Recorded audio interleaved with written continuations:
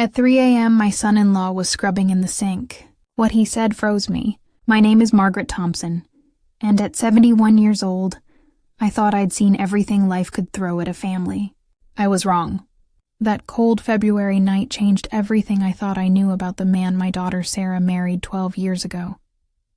Let me tell you how this all started, because what happened that night in our kitchen revealed secrets that would shake our family to its core. But it also taught me that sometimes the most frightening discoveries can lead to the most beautiful transformations. I'd been living with Sarah and her husband David for 8 months by then. After my Frank passed from a sudden heart attack, the big house we'd shared for 43 years felt like a tomb. Every corner held memories. Every creak of the floorboard sounded like his footsteps. Sarah insisted I move in with them and their 2 kids, Emma, who's 14, and Lucas, who's 16. At first, I resisted. Nobody wants to be the burden, the third wheel in their child's marriage. I'd raised Sarah to be independent, to build her own life, and here I was potentially disrupting the family she'd created. But loneliness has a way of wearing you down, and eventually, when the walls of that empty house started feeling like they were closing in, I agreed. Their house sits on Maple Street in suburban Portland, Oregon. It's one of those quiet neighborhoods where everyone knows each other's business, where kids still ride bikes in the street and neighbors wave from their front porches. The house itself is a 2-story colonial with cream-colored siding and a wraparound porch where I like to sit in the mornings with my coffee, watching the world wake up. My room is upstairs, right next to the kids' rooms. It used to be David's home office, but he moved all his work stuff to the basement to make space for me. I appreciated that gesture. It showed me he genuinely wanted me there, that I wasn't just being tolerated. Sarah and David sleep in the master bedroom downstairs, near the kitchen and living room. David works as a financial advisor at a downtown firm called Morrison & Associates. Every morning at 7:30 sharp, he leaves in his navy blue Honda Civic, briefcase in hand, dressed in one of his conservative gray or navy suits. He's methodical, predictable, the kind of man who pays bills 2 weeks early, keeps his car spotless, and has never missed a day of work in the 12 years I've known him. Sarah always said she fell in love with his stability after dating too many unpredictable men in her 20s.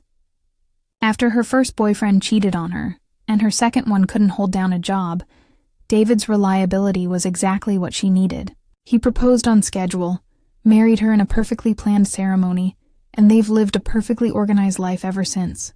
Or so I thought.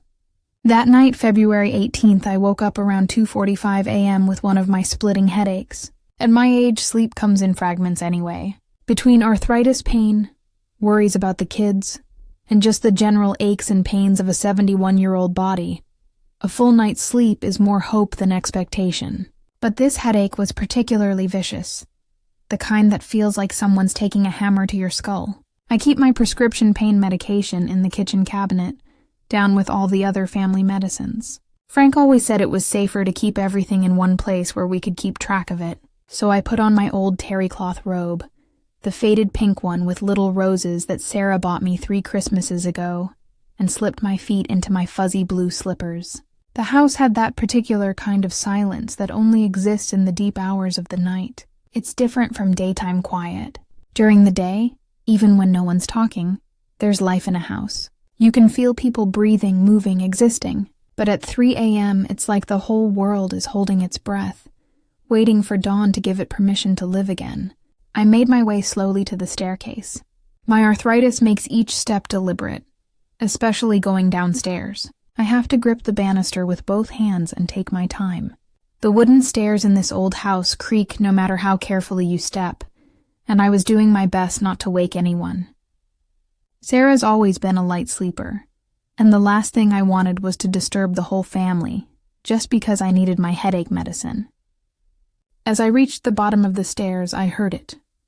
A soft but distinct sound coming from the direction of the kitchen. Water running and something else. A rhythmic scrubbing sound, like someone cleaning something with great determination. Not the gentle swish of someone washing a few dinner dishes, but something more intense, more purposeful. My heart started beating faster. Who would be in the kitchen at this hour? The kids were definitely asleep. I could hear Lucas's faint snoring from upstairs, and Emma never got up during the night unless she was sick. Sarah and David's bedroom was on the other side of the house, and I hadn't heard any movement from their direction. My first thought was a burglar, but that didn't make sense. What kind of thief breaks into someone's house to do dishes? Then I worried it might be one of the kids, maybe sick and trying to clean up, or having some kind of sleepwalking episode. But as I moved closer to the kitchen, staying in the shadows of the hallway, I realized the sounds were too purposeful, too adult, too controlled. The kitchen was at the back of the house, connected to the living room by a short hallway. I pressed myself against the wall and carefully peered around the corner. The overhead light wasn't on, but the window over the sink let in enough moonlight and streetlight glow to see clearly, and what I saw made my blood run cold. David was standing at the sink, his back to me, wearing only a white t-shirt and his plaid pajama pants. His sleeves were rolled up past his elbows, and his arms were moving in strong, deliberate motions. He was scrubbing something large and dark, something that caught the dim light in ways that made my stomach clench with worry. On the counter beside him, I could see what looked like cleaning supplies, but not the normal household cleaners we kept under the sink. These were bottles and containers I didn't recognize, cloths scattered around, and what looked like rubber gloves draped over the edge of the counter. The whole scene looked wrong, secretive, almost sinister in the half-darkness. I stood there frozen in the hallway, watching my son-in-law work with an intensity I'd never seen from him. This wasn't the methodical, calm David I knew. His movements were urgent, almost frantic, like he was trying to remove something that didn't want to come off. The water kept running, and whatever he was cleaning seemed to require constant rinsing. Questions flooded my mind. What was he cleaning? Why was he doing it in secret, in the middle of the night? Why did he have all these supplies that I'd never seen before? And most disturbing of all, why did the whole scene feel so wrong, so threatening? I watched him for what felt like hours, but was probably only a few minutes. My heart was pounding so loud I was afraid he would hear it. Part of me wanted to retreat, to go back upstairs and pretend I'd never seen anything, but I couldn't move. I was transfixed by the mystery unfolding in front of me. Then, as I shifted my weight to get a better view, the old floorboard beneath my feet let out a loud creak. David spun around, his eyes wide with shock and something that looked like fear. In the dim light, I could see his face clearly for the first time, and what I saw there made my heart stop. This wasn't just surprise at being discovered. This was the look of a man who had been caught doing something he desperately didn't want anyone to know about. If you want to know what happened next, make sure to subscribe to this channel, because what David said to me in that moment changed everything I thought I knew about my family. And what I discovered about his secret would either tear us apart or bring us closer together than we'd ever been before. But first, I had to figure out exactly what my son-in-law was hiding in the middle of the night. For a moment that felt like an eternity. David and I just stared at each other across the dimly lit kitchen.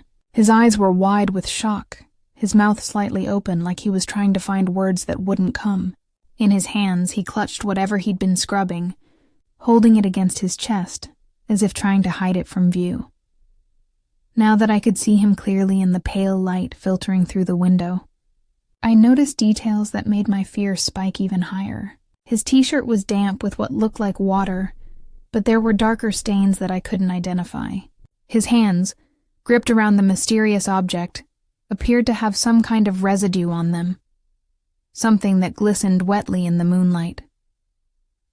The kitchen counter told its own disturbing story. Spread across the surface were bottles of chemicals I'd never seen before. Not the usual dish soap or household cleaners, but professional-looking containers with labels I couldn't read from my position in the doorway. There were several different types of cloths, some clean, others stained and crumpled. A pair of yellow rubber gloves lay draped over the sink edge, and I could see what looked like steel wool and other abrasive materials scattered around. My mind raced through possibilities, each one more frightening than the last. Was David involved in something illegal? Had he hurt someone? The way he was holding that object, protecting it so desperately, made my stomach turn with dread. In all the years I'd known him, through holidays and family gatherings, through Sarah's pregnancy scares and the kids' teenage dramas, I'd never seen David look scared. But right now, he looked terrified. The silence stretched between us, broken only by the steady drip of the faucet and the distant hum of the refrigerator. I stood frozen in the doorway, my hand still gripping the wall for support, unsure whether I should run, scream, or demand an explanation. My internal conflict was overwhelming. Should I confront him directly? Should I back away quietly and call Sarah? Should I call the police? Part of me, the part that had known David for over a decade, that had watched him coach Lucas's little league team and help Emma with her math homework, wanted to believe there was an innocent explanation. But another part of me, the part that had lived long enough to know that people can surprise you in terrible ways, was screaming that something was very, very wrong. David was the first to break the silence. "Margaret," he whispered, his voice hoarse and strained. You shouldn't be down here." That wasn't what I expected him to say, and it definitely wasn't reassuring. Not, "Oh, you startled me," or "I couldn't sleep either." Instead, he was telling me I shouldn't be in my own family's kitchen. That made my fear transform into something else, determination. I stepped fully into the kitchen, letting go of the wall. "David," I said, surprised by how steady my voice sounded despite my racing heart. "What are you doing? What is that in your hands?" He took a step back, bumping into the counter behind him. The movement caused some of the bottles to rattle, and I heard liquid sloshing in one of the containers. "It's nothing," he said quickly, but his voice cracked on the words. I couldn't sleep, so I was cleaning some things." "Cleaning what things?" I pressed, moving closer despite every instinct telling me to keep my distance. "And why do you need all these—" I gestured at the array of supplies. "Whatever these are." David's eyes darted around the kitchen as if looking for an escape route. He was still clutching the object to his chest, and now I could see it was larger than I'd initially thought. Maybe the size of a serving tray, but with an irregular shape that caught the light strangely. It's just some old family stuff," he stammered. "Things that needed some attention. I didn't want to bother anyone during the day, so I figured I'd take care of it now." But his explanation didn't make sense. If he was just cleaning family items, why did he look so guilty? Why did he have what appeared to be industrial-strength chemicals? Why was he acting like I'd caught him committing a crime? "David," I said, trying to keep my voice calm and non-threatening. "You're scaring me. Can you please just show me what you're working on? If it's family stuff, then I might even be able to help." He shook his head vigorously. No, you don't understand. It's complicated. It's something I need to handle myself." "Handle?" The word sent another chill through me. "David, what exactly are you handling at 3 a.m. that requires all this secrecy?" I could see him weighing his options, his jaw clenching and unclenching. The David I knew was decisive, confident in his choices. This person in front of me seemed lost, desperate, caught between equally bad options. "Look, Margaret," he finally said, his voice taking on a pleading tone. "I know this looks strange, but I promise you, it's nothing dangerous, nothing illegal. It's personal, something I need to work through on my own, but that only made me more suspicious. In my experience, when someone starts insisting that something isn't dangerous or illegal without being asked, it usually means they're worried you might think exactly that. David, I've been part of this family for 8 months now, and part of your extended family for 12 years, I said firmly.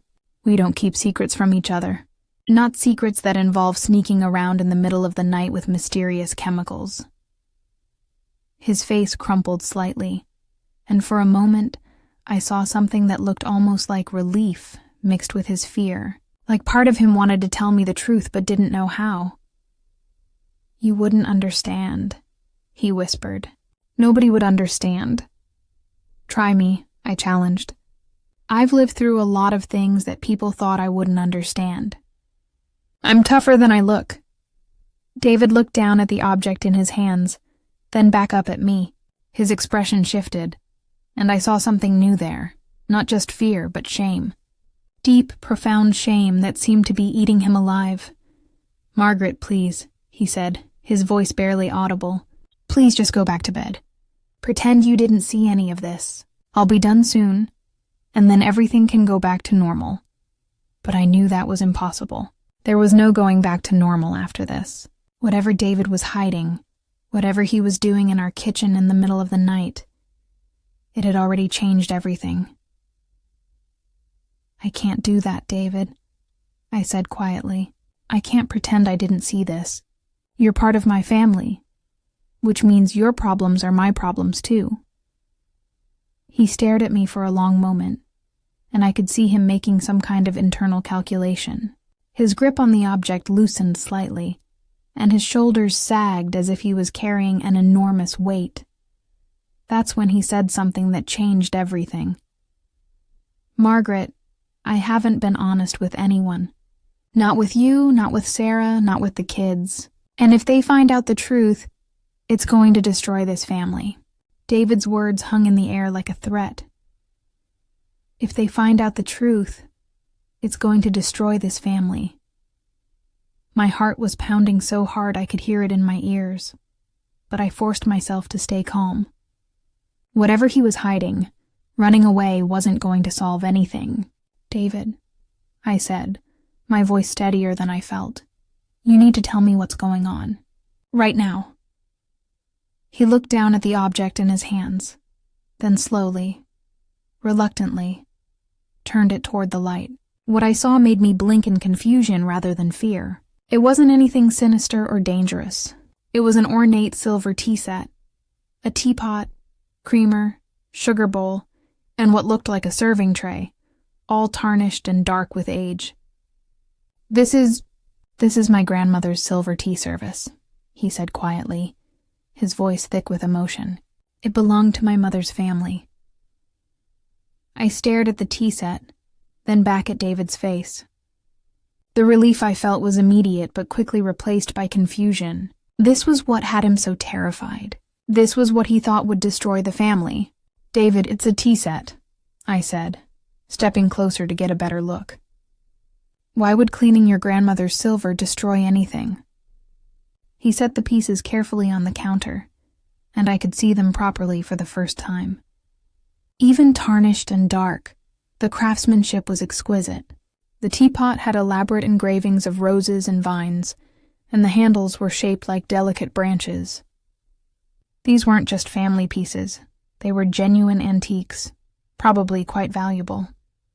"It's not just about cleaning it," David said, running his hands through his hair and leaving damp streaks. I was planning to surprise Sarah with it for her birthday next month. She's always loved this set, ever since the first time she saw it at my mother's house. But it's been sitting in our attic for years, just getting darker and more tarnished. I looked at the array of chemicals and supplies on the counter with new understanding. These weren't sinister cleaning products. They were silver polish, tarnish remover, and restoration supplies. The rubber gloves, the steel wool, the various cloths, they were all for silver restoration. "So you decided to restore it as a birthday surprise," I said slowly. "That's actually very thoughtful, David. But why all the secrecy? Why are you doing this at 3 a.m. like you're conducting some kind of covert operation?" David's face flushed red and he looked away. Because I wanted it to be perfect. Sarah deserves perfect, and I've never done anything like this before. What if I ruined it? What if I destroyed a family heirloom trying to make it beautiful? The tea set had quite a history, actually. David had told me about it before, during one of our Sunday family dinners. It had belonged to his great-grandmother, who brought it with her when she emigrated from Ireland in the 1920s. It was one of the few valuable possessions she'd managed to keep during the difficult years of establishing a new life in America. When David's grandmother died, she left it to his mother. And when his mother passed away 3 years ago, it came to him. Sarah had indeed always admired it. I remembered her running her fingers over the intricate patterns when we visited David's mother, talking about how elegant it was, how it represented a connection to family history. When it came into their possession, Sarah had wanted to display it, but David insisted it was too valuable to leave out where the kids might damage it. So it had been carefully wrapped and stored in the attic, waiting for the right occasion. "David," I said gently, "this is lovely, really. But you still haven't explained why you're doing this in secret, in the middle of the night. If you were worried about ruining it, you could have asked for help. Sarah would have been thrilled to work on it with you." His nervousness was still palpable. He kept fidgeting with one of the cleaning cloths, wrapping and unwrapping it around his fingers. "You don't understand, Margaret. I've been working on this for weeks. Weeks. I stay up after everyone goes to bed, researching techniques online, watching YouTube videos, ordering special supplies. I've become obsessed with getting it right." I looked at him more carefully. Now that he mentioned it, I had noticed he'd been looking tired lately. Dark circles under his eyes, yawning during dinner conversations, seeming distracted during family time. I'd assumed it was work stress. Tax season is always busy for financial advisors. "How long have you been doing this?" I asked. "Almost 2 months," he admitted. I started small, just with the sugar bowl. It took me 3 weeks to figure out how to clean it properly without damaging the engravings. Then I moved on to the creamer, then the teapot. This tray is the last piece. 2 months of secret midnight restoration work. No wonder he looked exhausted. But something still didn't add up.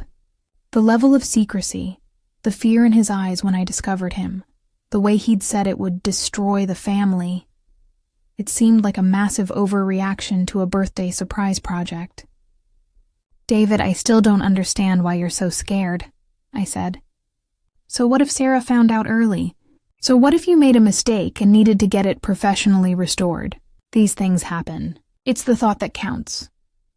He was quiet for a long moment, staring down at the tea service. When he looked up at me, his expression was tortured. "Because this isn't just about the tea set, Margaret. This project, it's been keeping me sane. It's been the only thing keeping me together." "What do you mean?" He leaned against the counter, suddenly looking older than his 42 years. "Work has been difficult lately, really difficult. I've been under enormous pressure, making some bad calls with client portfolios. The market's been unpredictable, and I've been second-guessing myself constantly. Some nights I lie awake terrified that I'm going to lose everything, that I'm going to fail my family." This was news to me. David had always seemed so confident about his career, so steady and reliable. To hear him admit to fear and self-doubt was surprising. "When I started working on this tea set," he continued, "it was the first time in months that I felt competent, like I was good at something, like I could take something tarnished and damaged and make it beautiful again. It became my escape from all the stress and anxiety." I was starting to understand his attachment to the project, but it still didn't explain the level of secrecy. "But David, why couldn't you tell Sarah about this? She would have understood about the work stress. She would have supported you." He shook his head. "Sarah married a successful financial advisor, Margaret. She married someone stable and dependable. What if she knew how much I've been struggling? What if she knew that some nights I come home and feel like a complete failure?" The vulnerability in his voice was heartbreaking. Here was this man I'd always seen as the rock of the family, admitting that he felt like he was falling apart. "And if I ruined this tea set," he continued, "if I destroyed this family heirloom trying to surprise her, it would just be more proof that I can't do anything right anymore." I looked at the tea service again. From what I could see, his work was actually quite impressive. The pieces he'd completed had a warm, lustrous shine that brought out every detail of the engravings. Far from ruining them, he'd restored them to their original beauty. "David, your work looks beautiful," I said. "You should be proud of what you've accomplished." But even as I said it, I could see there was still something he wasn't telling me. The way he avoided my eyes, the tension in his shoulders, the way his hand shook slightly when he picked up the cleaning cloth. There was more to this story. But what I discovered next made me question everything I thought I knew about my son-in-law, because David's explanation, while touching, didn't quite add up. The elaborate setup, the professional-grade supplies, the level of expertise I was seeing in his restoration work. This wasn't just a hobbyist working on a surprise gift. There was something else going on here, something David still wasn't ready to tell me. After David and I finished our conversation in the kitchen that night, I went back to bed, but I couldn't sleep. His explanation about the tea set made sense on the surface, but something in my gut told me there was more to the story. I'd lived too long and seen too much to ignore that feeling. Over the next few days, I found myself paying closer attention to the patterns in our household, things I'd noticed but hadn't really thought about before. David's behavior had definitely changed over the past few months, and now that I was actively watching, the signs were everywhere. For one thing, his schedule had become erratic. David used to be clockwork, out the door at 7:30 a.m., home by 6:15 p.m., dinner at 7 sharp. But lately, he'd been leaving at different times, sometimes as early as 7 a.m., sometimes not until after 8 hours. His return times were just as unpredictable.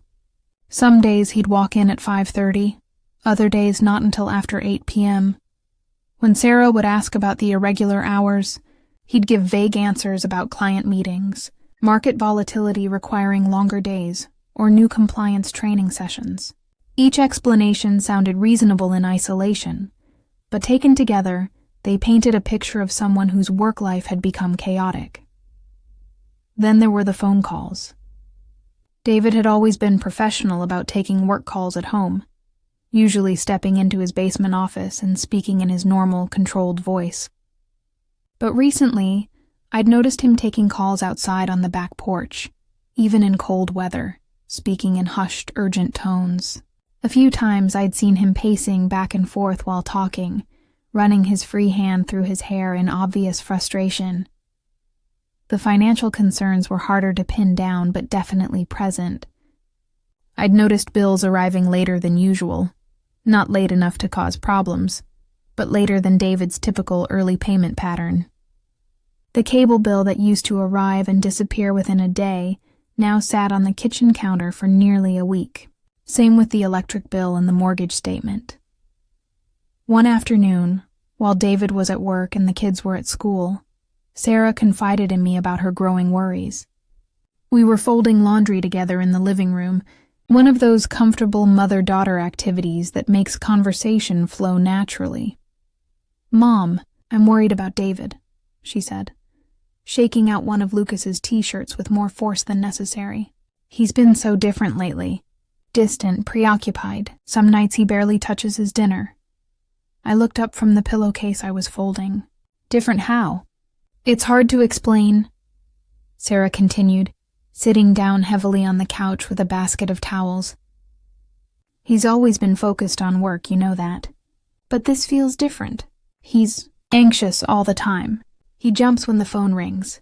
He checks his email obsessively, even during family time. Last Sunday during Emma's soccer game, he spent the entire match staring at his phone instead of watching her play. That was significant. David never missed Emma's big moments. He was the dad who cheered the loudest, who knew every player's name, who took pictures of every goal attempt whether she made it or not. "Have you tried talking to him about it?" I asked. Sarah nodded, frustration clear in her voice. "Every time I bring it up, he brushes me off. Says everything's fine, just a busy period at work. But Mom, I've been married to him for 12 years. I know when something's wrong. She was right to be concerned. Even I, living in the house for less than a year, could see the changes in David's behavior. The question was what was causing them. That evening, I decided to pay closer attention to David's stories about his day. During dinner, I asked him specific questions about his work, the kind of casual inquiries any family member might make. "How's that new client portfolio you mentioned last week?" I asked while passing the mashed potatoes. David paused mid-bite, looking confused. Which portfolio? The one you said was keeping you late on Tuesdays, I clarified, though I wasn't entirely sure he'd mentioned any such thing. I was testing him. Oh, that one, he said, but his voice lacked conviction. It's going well. Still requires some extra attention. But the hesitation in his voice, the way his eyes avoided mine, suggested he was scrambling to remember what story he'd told before. The kids were picking up on the tension too, though they didn't understand what was causing it. Emma, normally chatty during family meals, had become quieter, more observant. I caught her watching her parents with worried eyes, especially when they thought no one was looking.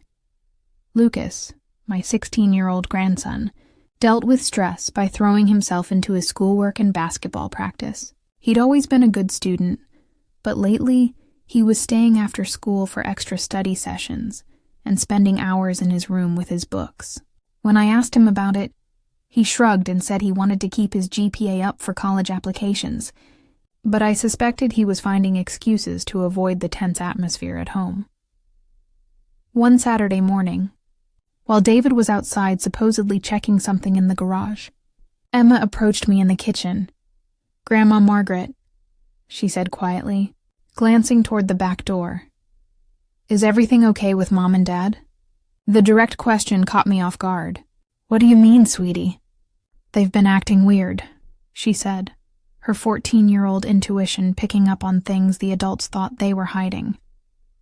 "Dad seems really stressed all the time, and Mom keeps asking him if he's okay, but he always says he's fine even though he obviously isn't." I chose my words carefully. "Sometimes adults go through difficult periods, honey. It doesn't mean anything's wrong with their relationship. Your parents love each other very much." Emma nodded but didn't look entirely convinced. "I just wish they'd stop pretending everything's normal when it's not." Her words hit me hard, because they were exactly what I'd been thinking. The whole family was walking around pretending everything was fine while the tension grew thicker each day. That's when I decided I needed to do some real investigating. If David wasn't going to tell us what was really going on, maybe I could figure it out myself. My opportunity came the following Monday. David had left for work in his usual rush, grabbing his coffee and briefcase and giving Sarah a quick kiss goodbye. But in his hurry, he'd left his jacket hanging over the back of his chair in the kitchen. It was a gray wool blazer, one of his favorites for client meetings. I told myself I was just going to hang it up properly in the hall closet, but when I picked it up, I felt something in the inside pocket, something that crinkled like paper. I hesitated for a moment. Going through someone's pockets felt like a violation of privacy, even someone I was worried about. But my concern for my family overrode my qualms about snooping. The first thing I found was a business card for someone named Michael Torres, with the title Career Transition Counselor printed below his name. That was odd. Why would David need career counseling if everything was going well at Morrison & Associates? But that wasn't what made my hands start shaking. The second item I found was a folded piece of paper, and when I opened it, my worst fears were confirmed. It was a termination letter from Morrison & Associates, dated 6 weeks ago. David hadn't just been struggling at work or dealing with difficult clients. He'd been fired. 6 weeks ago, and every day since then, he'd been leaving the house pretending to go to a job he no longer had. What I found in his jacket pocket made everything clear. My son-in-law wasn't just keeping a secret about restoring a tea set in the middle of the night.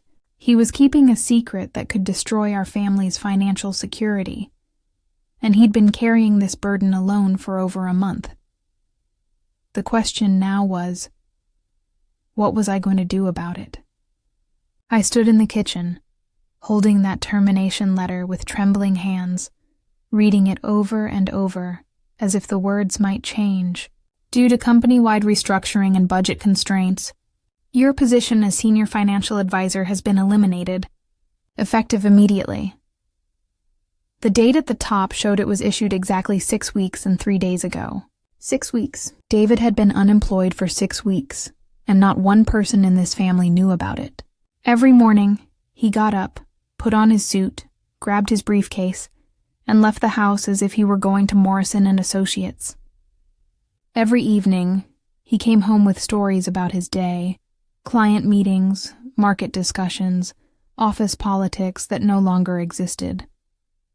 The weight of this deception was staggering. I sank into one of the kitchen chairs, still clutching the letter, trying to process what this meant for our family. David wasn't just keeping a secret about a birthday surprise. He was living an elaborate lie that affected every aspect of our lives. Looking back, so many things suddenly made sense. The erratic schedule I'd been noticing wasn't due to changing work demands. It was because David had nowhere specific to be. He was probably spending his days at the library, in coffee shops, maybe driving around aimlessly, just killing time until it was reasonable to come home. The late bills weren't due to David being busy at work. They were because he was trying to stretch our finances, paying everything at the last possible moment to preserve cash flow. Those hushed phone calls on the back porch weren't about difficult clients.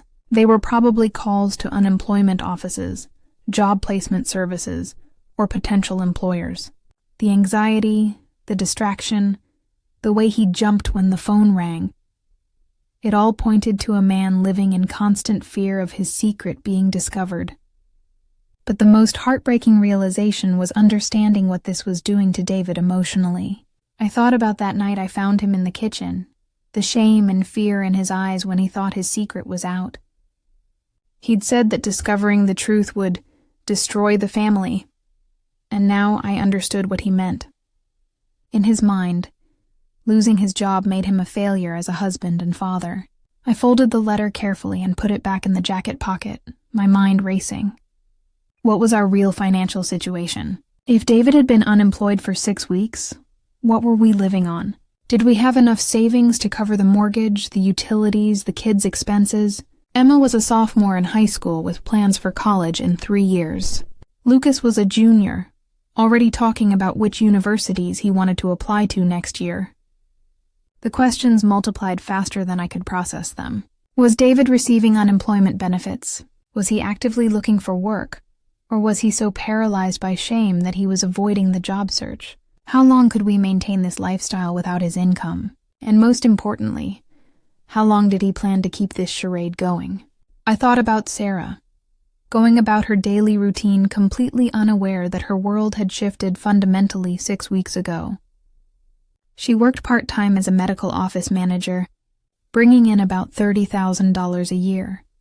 Good supplemental income when David was earning his full salary, but nowhere near enough to support a family of 4 plus me. She deserved to know. She had a right to know that their financial security was gone, that they needed to make serious decisions about their future. But then I thought about David, carrying this burden alone for over a month, probably lying awake at night wondering how he was going to provide for his family. The man I'd seen in the kitchen wasn't just tired from staying up late working on a tea set. He was exhausted from the weight of his deception, from trying to maintain a normal facade while his world was crumbling. My heart broke for him, but I was also angry. How could he put Sarah in this position? How could he make financial decisions without her input, spending money they might not have, maintaining a lifestyle they couldn't afford? Marriage was supposed to be a partnership, but David was handling this crisis like he was single, like his decisions only affected him. And what about the kids? They were picking up on the tension, asking questions, worrying about things they couldn't understand.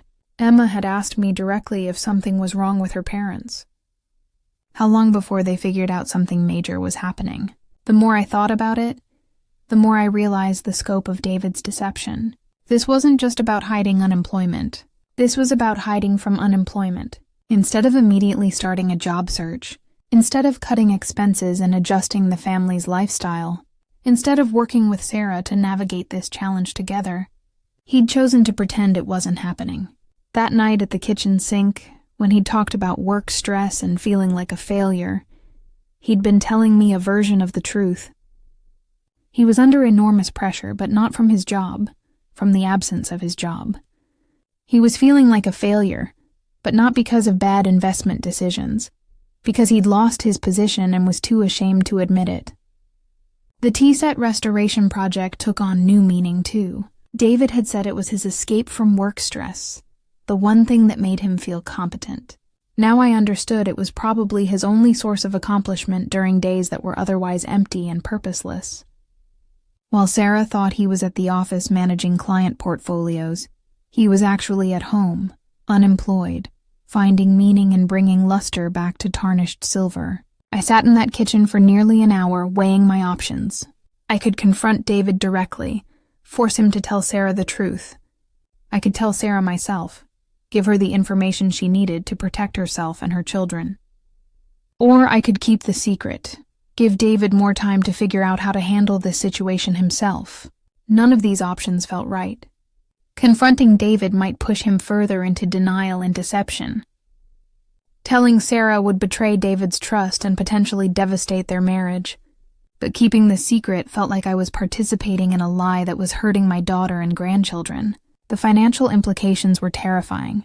If David had been unemployed for 6 weeks, and if he'd been maintaining their normal spending patterns, they could be burning through their savings rapidly. The mortgage payment alone was probably close to $2,000 a month. Add utilities, insurance, car payments, groceries, and the kids' expenses, and they were looking at maybe $4,000 to $5,000 in monthly expenses, possibly more. How much did they have saved? David was methodical about finances, but he was also the type to prioritize current comfort over long-term security. They'd bought this house only 3 years ago, taking on a substantial mortgage. They'd renovated the kitchen last year, taken a family vacation to Disney World, bought Lucas a used car for his 16th birthday. These weren't extravagant expenses, but they suggested a family that was spending most of what they earned, rather than building substantial emergency reserves. If they had managed to save 3 to 6 months of expenses, they might have some breathing room. But if they were like most American families, living paycheck to paycheck despite a decent income, they could be facing financial disaster within weeks. The college funds that Sarah and David had been building for the kids were probably the next target. Lucas was supposed to start applying to universities in the fall. Emma was already talking about her plans for after high school. How much of their futures was David willing to sacrifice to maintain the illusion that everything was normal? I thought about my own financial situation. I had Frank's life insurance money, plus our savings, plus the proceeds from selling our house. It wasn't a fortune, but it was enough to help in an emergency. The question was whether this qualified as an emergency, and whether David's pride would allow him to accept help from his mother-in-law. As I sat there in the growing darkness, I realized that David's secret was like a cancer spreading through our family. Every day he maintained this deception, the problem got worse. The financial pressure increased. The emotional toll on everyone grew heavier, and the eventual revelation became more devastating. But the silver tea set was just the beginning of his secret. Because as I thought about David's behavior over the past 6 weeks, I realized there were still pieces of the puzzle that didn't fit. His expertise with silver restoration, the professional-grade supplies he was using, the amount of time he was spending on this project, it all suggested something more than just a hobbyist trying to surprise his wife. What else was David hiding, and how much more complicated was this situation going to get before it was resolved? Over the next few days, I couldn't stop thinking about David's situation. The termination letter explained so much, but it also raised new questions. If he'd been unemployed for 6 weeks, how were we managing financially? Where was he getting money for those expensive restoration supplies I'd seen in the kitchen? My curiosity got the better of me, and I decided to do some more investigating. The next time David left for his pretend workday, I went down to the basement where he'd moved his office to make room for me upstairs. I told myself I was just tidying up, but really, I was looking for clues. What I found there amazed me. The basement office had been transformed into something that looked more like an artist's workshop than a financial advisor's workspace. There were multiple workstations set up with different types of lighting, magnifying glasses, and specialized tools I didn't recognize. Shelves lined the walls, filled with bottles of polishes, cleaners, and restoration chemicals. There were books about antique identification, metalwork techniques, and restoration methods. But most impressive were the finished pieces. David had completed work on at least a dozen items: silver serving pieces, ornate picture frames, a beautiful antique jewelry box, and several pieces of fine china. Each item had a small tag attached with details about the restoration process and before and after photos. The quality of his work was stunning. These pieces looked like they'd come from a high-end antique shop. On his desk, I found a notebook where David had been meticulously documenting his projects. Each page showed detailed notes about techniques he'd learned, suppliers he'd contacted, and time spent on each piece. More importantly, there were payment records. Small amounts: $150 for restoring a silver tea service for someone named Mrs. Patterson, $275 for refinishing an antique wooden jewelry box for a Mr. Chen, $320 for bringing back the luster on a set of brass candlesticks. David hadn't just been keeping himself busy during his unemployment. He'd been earning money, contributing to the family's finances in the only way he could while maintaining his deception. The amounts were modest, maybe $800 to $200 a month, but every dollar counted when you had no other income coming in. I found business cards from antique dealers, estate sale organizers, and private collectors. There were emails printed out showing correspondence about potential projects, people recommending David's services to their friends, repeat customers asking about his availability for new work. This wasn't just a hobby that had accidentally turned profitable. David was building a legitimate business. The most telling discovery was a folder labeled Career Transition. Inside were printouts from websites about starting small businesses, articles about turning hobbies into income streams, and information about licensing requirements for antique restoration services. David had been researching this seriously, not just stumbling into it by accident. There was also a handwritten list titled Pros and Cons. Under pros, he'd written things like genuinely enjoy the work, natural talent for detailed restoration, growing client base through word of mouth, and potential for higher hourly income than financial planning. Under cons, he'd listed inconsistent income, physical demands of detailed work. Would Sarah understand? And starting over at 42. That last item broke my heart. David wasn't just dealing with unemployment. He was grappling with the possibility of completely changing careers in middle age. The financial planning career he'd built over 15 years was gone, and he was wondering if he could start over in an entirely different field. But as I looked around that basement workshop, I could see something that David maybe couldn't see himself yet. This wasn't just a desperate attempt to make ends meet during a period of unemployment. This was someone who had discovered their true calling. I remembered my own experience with crafting after Frank died. I'd started doing needlework and quilting just to keep my hands busy during those long, lonely evenings. But gradually I'd realized I had a real talent for it. People started asking me to make things for them, to teach them techniques I'd developed. What had started as therapy had become a source of both income and genuine satisfaction. David's meticulous documentation showed the same progression. His early pieces were good but simple. His recent work showed increasingly sophisticated techniques and more challenging projects. He was pushing himself to learn new skills, taking on more complex restorations, building relationships with clients who trusted him with valuable family heirlooms.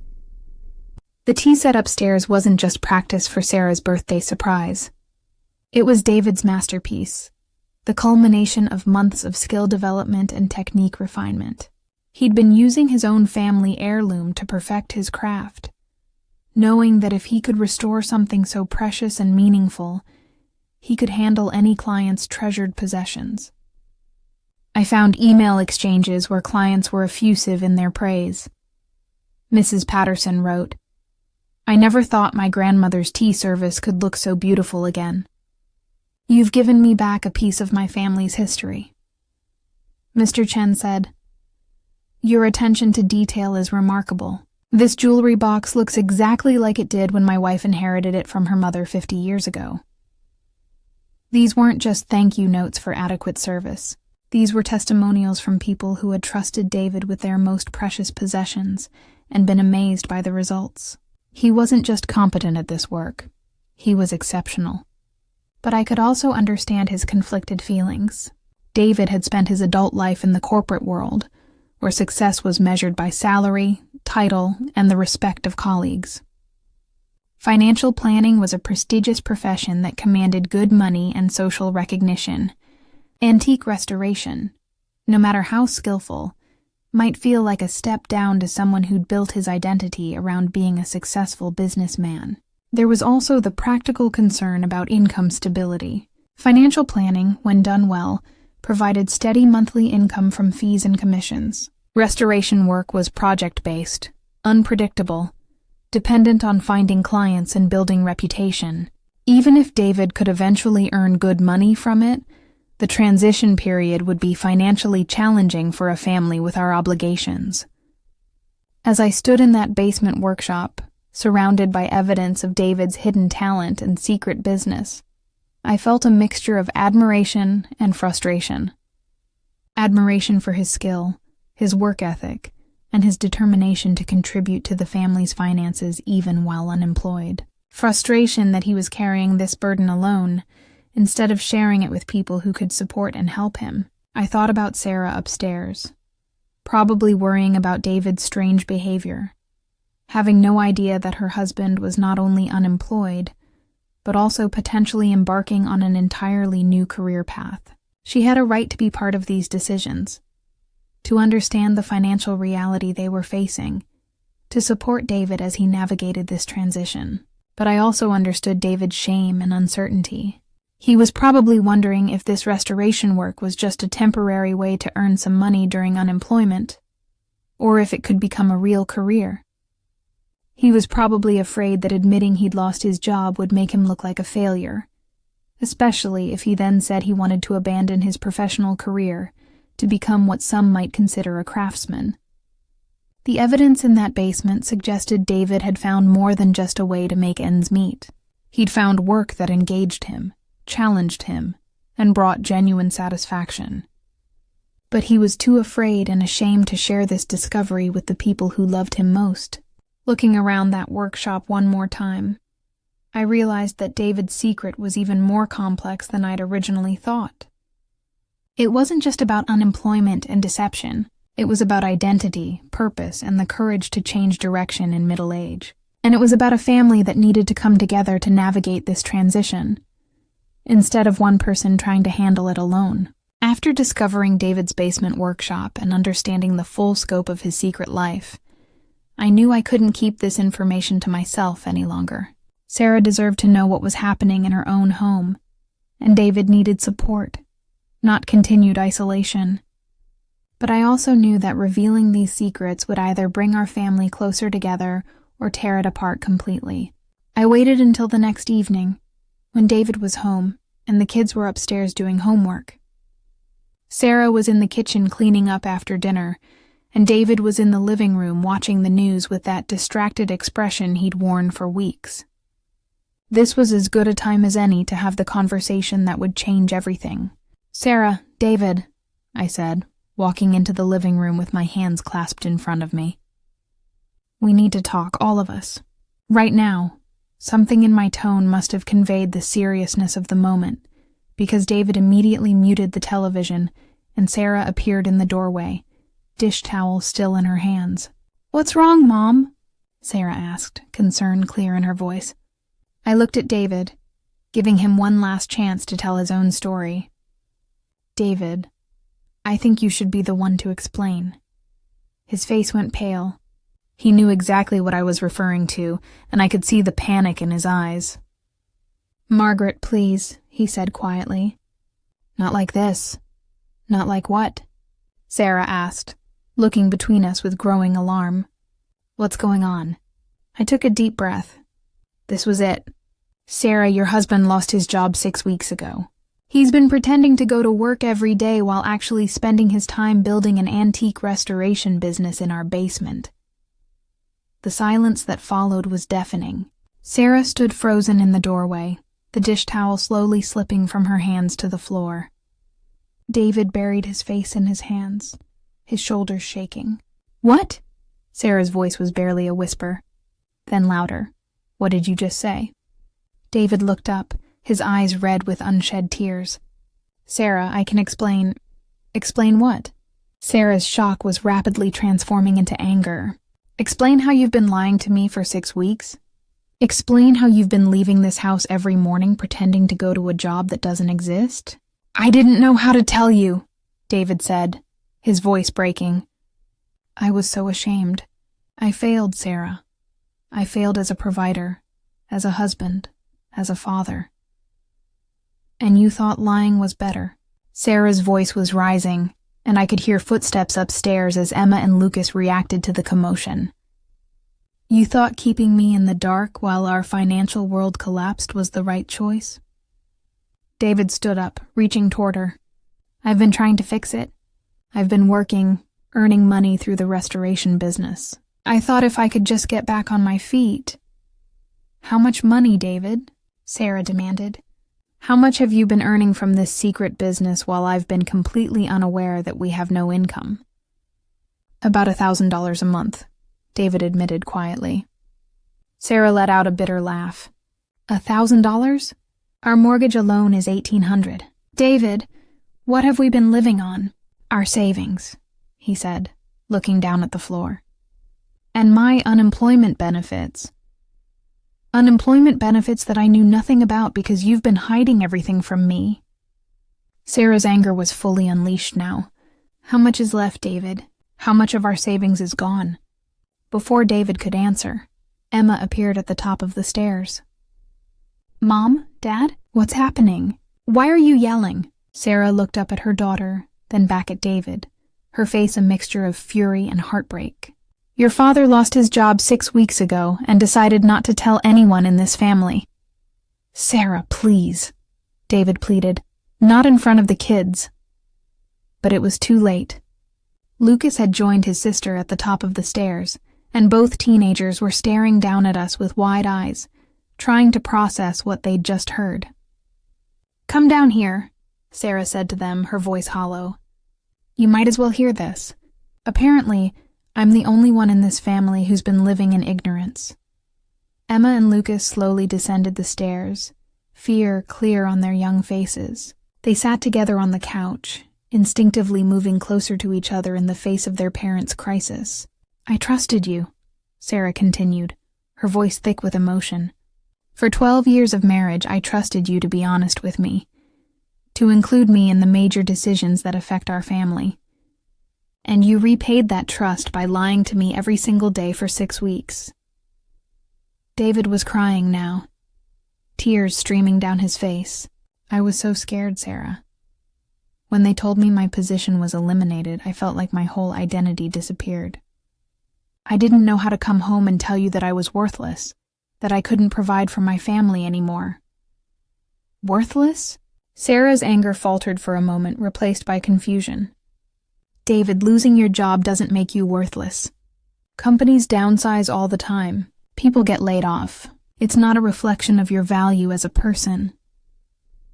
"But I was supposed to take care of everyone," David sobbed. "My father always said a man's worth is measured by his ability to provide for his family. And I couldn't do that anymore." Emma, who had been sitting quietly, suddenly spoke up. "Dad, that's stupid." Everyone turned to look at her, surprised by her directness. "I mean," she continued, "that's a really old-fashioned way to think. Mom works too. We're all part of this family. Why would you think you had to handle this alone?" Lucas nodded. "Dad, we know you work hard. We know you love us. Losing your job doesn't change that." Sarah sank into the chair across from David, the fight going out of her as she looked at her children's mature responses to the crisis. "They're right, David. But what hurts isn't that you lost your job. What hurts is that you didn't trust me enough to tell me. You didn't trust us enough to face this together." "And you," she said, turning to me. "How long have you known about this?" I felt my own guilt rise. "I found the termination letter 3 days ago. I've been trying to figure out what to do with the information." "So both of you knew that our family was in crisis, and both of you decided not to tell me." Sarah's voice was quiet now, but somehow that was more devastating than her anger. The room fell silent except for David's quiet crying. Emma got up from the couch and walked over to her father, putting her arms around him. "It's okay, Dad," she said softly. "We'll figure it out." Lucas joined them, awkwardly patting his father's shoulder. "Yeah, Dad. Families stick together, right?" Sarah watched her children comfort their father, and I saw her expression begin to soften. The anger was still there, but it was mixing with something else. Love, determination, and maybe even relief that the secrets were finally out in the open. "David," she said finally, "look at me." He raised his head, his face blotchy from crying. "I love you," she said. "I married you for better or worse, remember? This is definitely worse, but that doesn't mean we can't handle it. But if we're going to get through this, no more lies. No more secrets. We face everything together from now on." David nodded, unable to speak. "And I want to see this workshop," Sarah continued. "I want to understand what you've been doing, what you've been building while you've been carrying this burden alone. What happened next surprised everyone, including me. Because when Sarah saw David's work, when she understood the skill and passion he'd discovered in himself, everything changed again." The next morning, after a night of little sleep for anyone in our household, Sarah asked David to show her the basement workshop. I watched from the kitchen window as they went down the exterior basement stairs together, Sarah's hand resting gently on David's shoulder. The anger from the night before had transformed into something else. A determination to understand what her husband had been building in secret. When they came back upstairs an hour later, Sarah's entire demeanor had changed. Her eyes were bright with amazement, and she was carrying one of David's restored pieces, an ornate silver serving tray that gleamed like new. "Mom, you have to see what David's accomplished down there," Sarah said, setting the tray on the kitchen counter where the morning light made it sparkle. "This isn't just a hobby. This is professional-level work." David stood beside her, looking cautiously hopeful for the first time in weeks. "I know it's not the same as my old salary," he began, but Sarah held up her hand. "David, forget about your old salary for a minute. Look at this." She gestured to the tray. "Mrs. Henderson down the street has been trying to find someone to restore her grandmother's china set for months. She's called 3 different antique dealers, and they all said it was too delicate, too risky. But you could do this work." I set down my coffee cup and really looked at the tray Sarah had brought up. The detail work was extraordinary. Every etched flower and vine had been brought back to crisp definition, and the silver had a warm luster that spoke of careful, patient craftsmanship. "David," I said, "I need to tell you something. When I discovered your workshop, I wasn't just surprised by what you were hiding. I was impressed by what you'd created. This reminds me of when I started quilting seriously after your father-in-law died." Sarah looked at me curiously. "What do you mean?" I sat down at the kitchen table, motioning for them to join me. After Frank passed, I felt lost. I'd been a wife and mother for so many years, and suddenly I had to figure out who I was on my own. I started quilting just to keep my hands busy, but then I discovered I had a real talent for it. People started commissioning pieces, and before I knew it, I was earning more from my quilts than Frank had made at his part-time job in retirement. David leaned forward, interested despite his worry. "Really?" "The point is," I continued, "sometimes life forces us to discover talents we never knew we had. Sometimes losing one path helps us find the right path." Just then, Emma and Lucas came downstairs, still looking a bit shell-shocked from the previous night's revelations. Emma went straight to her father and gave him a hug. "Dad, Lucas and I were talking last night," she said. "We want to help." "Help how, sweetheart?" David asked. Lucas pulled out his phone and showed us a screen. "I made an Instagram account for your business. Look, Thompson Family Restorations. I took pictures of all your work from downstairs and posted them with descriptions of what you did." Lucas, you can't just... Sarah started, then stopped as she saw the screen. Oh my goodness, how many likes does this have already? 47, and it's only been up for 12 hours, Lucas said proudly. And look at the comments. Mrs. Patterson shared it, and 3 people have already asked about getting work done. Emma pulled out a notebook. And I made a list of everyone we know who has antique stuff. There's Mrs. Henderson's china, Mr. Rodriguez's brass lamp collection. The Williamses have that old piano bench with the metal hinges that are all tarnished. Sarah looked at our children with amazement.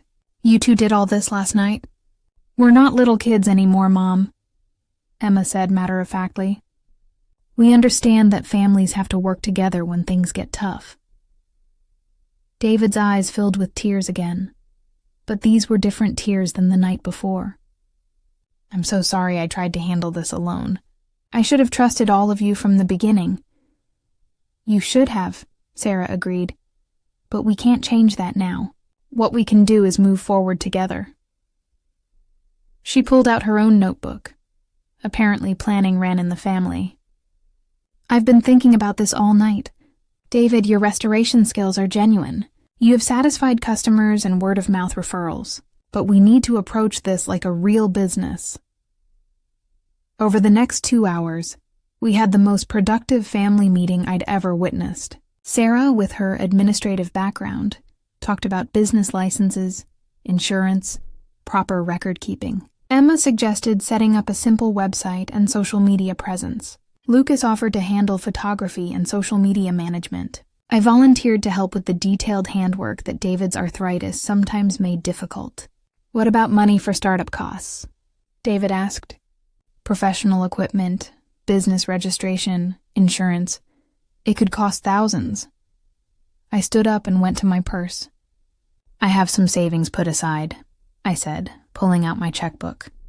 Frank always said money sitting in the bank isn't helping anyone. Consider this an investment in Thompson Family Restorations, Sarah protested. Mom, we can't take your retirement money. It's not a gift, I clarified. It's a business investment. I want to be a partner in this venture. I'll contribute capital and labor, and I expect a return on my investment. David stared at me. You want to go into business with me? With us, I corrected. This is going to be a family business. We'll all contribute our skills and share in the success. That afternoon, Sarah called her boss and arranged to work full-time instead of part-time, at least temporarily, to ensure steady income while we built the restoration business. David made a list of all his current and potential clients, organizing them by project size and potential income. The most surprising development came when Sarah called Mrs. Henderson about her china set. Not only did Mrs. Henderson want the work done, but she offered to host a small gathering where David could display his work and meet other potential clients. It's like a Tupperware party, Sarah explained, but for antique restoration. By evening, we had a business plan, a family mission, and something we hadn't had in weeks: hope. David was still unemployed. We still faced financial challenges, but we were facing them together as a family unit, instead of David carrying the burden alone. You know what I realize? Sarah said as we cleaned up the dinner dishes together. David losing his job might have been the best thing that could have happened to us. Not because unemployment is good, but because it forced us to discover something about David and about our family that we never would have found otherwise. David wrapped his arms around his wife. I promise, no more secrets. No more trying to protect you from our problems. We're partners in everything from now on. Emma looked up from her homework at the kitchen table. So does this mean we're going to be rich? We all laughed, the first real laughter our house had heard in weeks. We're going to be fine, Sarah said. Maybe not rich, but definitely fine. And we're going to do it together. 3 months after that explosive family meeting in our living room, Thompson Family Restorations was no longer just a dream scribbled on notebook paper. It was a legitimate business with a growing client base, a professional workshop, and a family working together toward a common goal. David had transformed the entire basement into a proper restoration studio. With the startup money I'd invested, we purchased professional-grade lighting systems, specialized tools, and a comprehensive inventory of restoration supplies. The space now had distinct work areas, one for silver and metal restoration, another for ceramic and porcelain work, and a third section dedicated to wooden pieces and furniture refinishing. My role in the business had evolved beyond what any of us initially expected.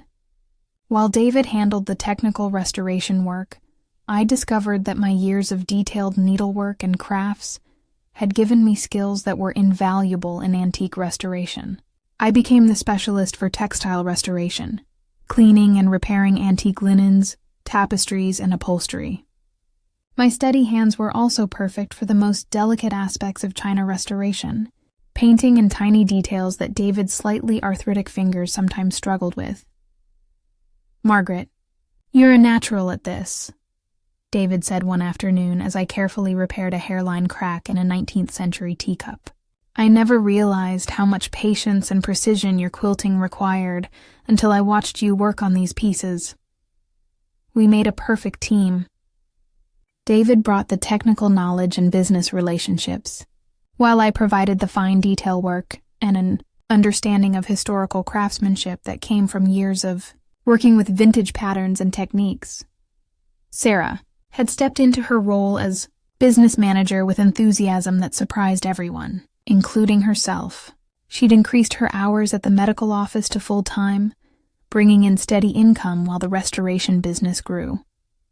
But more than that, she'd discovered she had a talent for client relations and business development.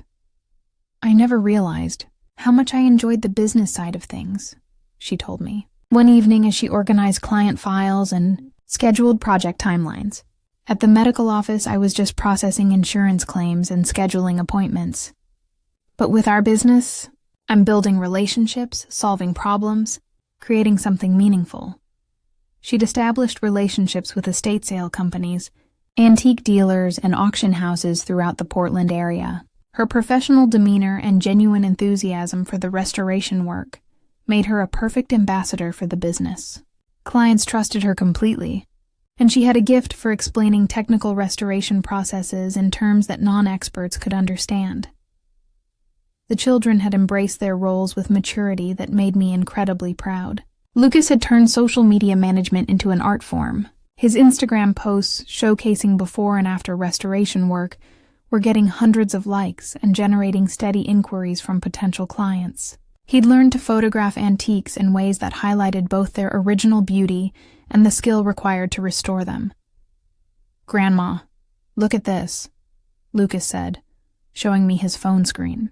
The post about Dad restoring Mrs. Chen's jewelry box has been shared 47 times. 3 different people have messaged us about similar projects. Emma had taken on client research and historical documentation. For each piece we restored, she researched its origins, historical period, and original manufacturing techniques. This information not only helped with the restoration process, but also provided clients with detailed reports about their family heirlooms that they treasured, almost as much as the restored pieces themselves. But, perhaps most importantly, Emma had gotten her first part-time job at a local coffee shop, contributing her earnings to the family budget. At 15, she was learning about work, responsibility, and the satisfaction of contributing to something larger than herself. "I like knowing that my paycheck helps our family," she said one Saturday morning before heading to work. "It makes me feel like I'm really part of making this business succeed." The community response to David's work had exceeded all our expectations. Mrs. Henderson's China restoration party had led to 6 new clients and recommendations that spread throughout her social network. Word of mouth brought us customers from as far as Salem and Eugene, people who drove hours to bring us family treasures they trusted no one else to handle. One of our most significant success stories came from an unexpected source. The local historical society had heard about David's work and brought him a collection of tarnished silver pieces from a Victorian-era house they were restoring. The project took 6 weeks and paid more than David had earned in some months at his previous job. Mr. Thompson, the Historical Society director said when he picked up the completed pieces. This work is museum quality. We'd like to put you on retainer for all our restoration needs. That contract alone provided steady monthly income that took enormous pressure off our finances. But more importantly, it gave David recognition within the professional restoration community. He wasn't just a laid-off financial advisor trying to make ends meet anymore. He was a skilled craftsman whose work was valued by institutions that preserved historical artifacts. The financial recovery had been slower than we'd hoped, but steadier than we'd feared. We weren't back to our previous income level, but we were covering expenses, slowly rebuilding savings, and most importantly, we were doing it together as a family unit. I ran the numbers last night, Sarah announced during one of our weekly family business meetings. Between my salary, David's restoration income, Emma's coffee shop earnings, and the retainer from the Historical Society, we're actually in better financial shape than we were 6 months ago. David looked up from the antique clock he was working on, surprise clear on his face. Really? Really, Sarah confirmed. We're spending less on unnecessary things, earning more per hour on the restoration work than you were making at Morrison & Associates. And we have multiple income streams instead of depending on one job. But the most profound transformation had been in David and Sarah's marriage. The crisis that could have destroyed their relationship had instead made it stronger. They were communicating more openly, sharing responsibilities more equitably, and working towards shared goals in ways they never had before. You know what I realized? Sarah said one evening as we all worked together in the basement workshop. David restoring a silver tea service, me mending an antique tablecloth, Sarah organizing client files, and the kids doing homework at the workbench. When David had his corporate job, we were like parallel lines. We lived in the same house, but we were each focused on our separate responsibilities. Now we're actually building something together. David looked up from his work, silver polish on his hands and genuine happiness in his eyes. I never thought losing my job would lead to this. I thought it would be the worst thing that ever happened to our family. It was scary, Emma said without looking up from her history textbook. But it wasn't the worst thing. The worst thing would have been if you'd kept lying to us. Lucas nodded. Yeah, Dad. The unemployment was just a problem to solve. The lying was what made it feel like everything was falling apart. David set down his polishing cloth and looked around at all of us. I spent so many years thinking that my value as a husband and father depended on my salary, on being able to provide a certain lifestyle. I never realized that what you really needed was honesty, partnership, and the security of knowing we were all in this together. 6 months after that midnight discovery in our kitchen, I was sitting on our front porch on a warm August evening, watching David load carefully wrapped antique pieces into his van for delivery to clients. Thompson Family Restorations had grown beyond anything we'd imagined when we first sat around our kitchen table making desperate plans. The transformation in our family was complete, but it was Sarah's birthday that truly brought everything full circle. David had kept that silver tea set hidden away, continuing to perfect his restoration work on it, even as our family business grew. On the morning of Sarah's 41st birthday, he finally brought it upstairs, fully restored to its original magnificence. Sarah, he said, his voice thick with emotion as he set the gleaming tea service on our dining room table. This is what I was working on that night Mom found me in the kitchen. This is what started everything. Sarah ran her fingers over the intricate engravings, tears streaming down her face. The silver caught the morning sunlight, each detail crisp and beautiful, every surface reflecting light like mirrors. It was more than just a restored antique. It was a symbol of our family's journey from deception and fear to honesty and strength.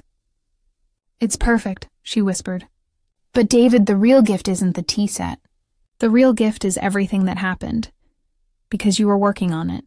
Everything we discovered about ourselves, about our family, about what we're capable of when we work together. The business had indeed grown beyond our wildest expectations.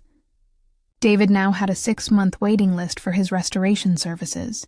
The Historical Society had recommended him to 3 other museums, and he'd been featured in Portland Monthly magazine as one of the region's premier antique restoration specialists. What had started as a desperate attempt to earn grocery money had become a thriving enterprise that employed our entire family. But the success wasn't just measured in dollars. Emma had been accepted to a prestigious summer program for young entrepreneurs, based largely on her work documenting and researching our restoration projects. Lucas had been offered an internship at a digital marketing firm after they saw his social media work for our business. Both kids were not just contributing to our family's recovery. They were building skills and experiences that would serve them throughout their lives. My own role had evolved as well. At 71, I discovered talents I never knew I possessed, and found a sense of purpose I'd lost when Frank died. Working alongside David on delicate restoration projects, teaching Emma about historical textile techniques, helping Sarah manage the growing administrative demands of the business. I felt more useful and engaged than I had in years. You know what I learned through all of this? I said to Sarah one evening as we organized client files in what used to be David's corporate office space. I learned that it's never too late to start over, to discover new talents, to build something meaningful. I thought my productive years were behind me when Frank died, but this family crisis showed me I still had contributions to make. The financial recovery had been remarkable. Not only were we back to our previous income level, but we were exceeding it. More importantly, we had diversified income sources that provided security in a way David's corporate job never had. If one client canceled a project, we had others to fall back on. If the Historical Society changed its budget, we still had individual clients and estate sale companies bringing us work. David's relationship with work had been completely transformed. Instead of dragging himself to an office to manage other people's money while struggling with market pressures and corporate politics, he now woke up excited about the projects waiting in his workshop. Each piece he restored was a puzzle to solve, a challenge to meet, a work of art to create. I never understood what people meant when they talked about finding your passion until now, David told me one afternoon as he put the finishing touches on an ornate Victorian mirror frame. I always thought work was just something you did to pay the bills. I never imagined it could be something that energized you, something you looked forward to every day. The strengthening of David and Sarah's marriage had been perhaps the most beautiful aspect of our family's transformation.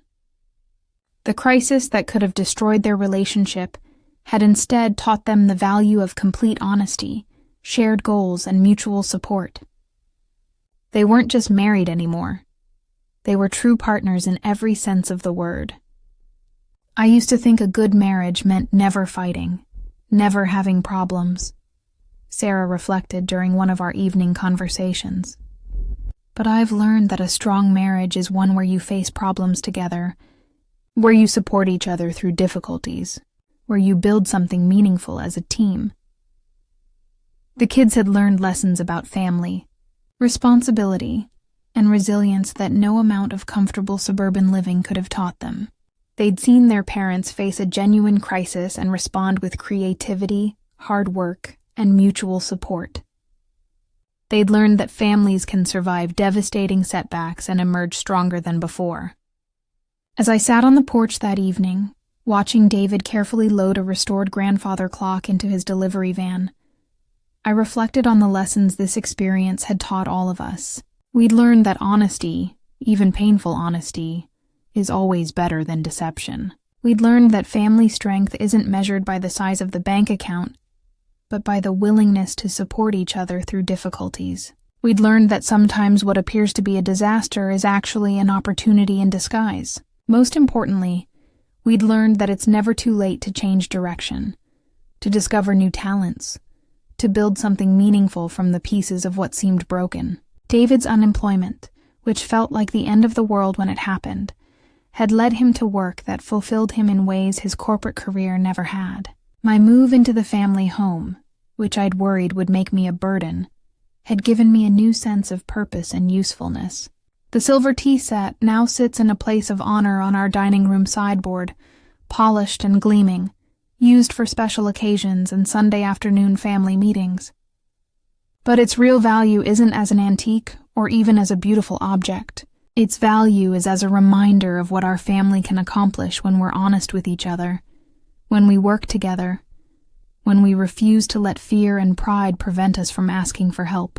Looking toward the future, we have plans that would have been unimaginable 6 months ago. David is considering hiring an assistant to help with the growing workload. Sarah is exploring the possibility of quitting her medical office job to focus entirely on managing our business. Emma and Lucas are both planning to study business in college, with the goal of eventually taking over Thompson Family Restorations. Sometimes what looks like the worst thing that could happen to a family is actually the best thing in disguise. David losing his job felt like a catastrophe, but it led us to discoveries about ourselves, our capabilities, and our bonds that we never would have made otherwise. If this story touched your heart, subscribe to this channel for more real family stories about overcoming challenges and finding strength in unexpected places. And please share your own experiences in the comments below.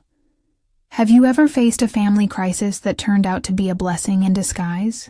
Have you discovered talents or strengths you didn't know you had? I'd love to hear your stories of resilience and family unity. Until next time, remember that families are like antique treasures. Sometimes they get tarnished by life's challenges, but with patience, care, and the right tools, they can be restored to shine more beautifully than ever before.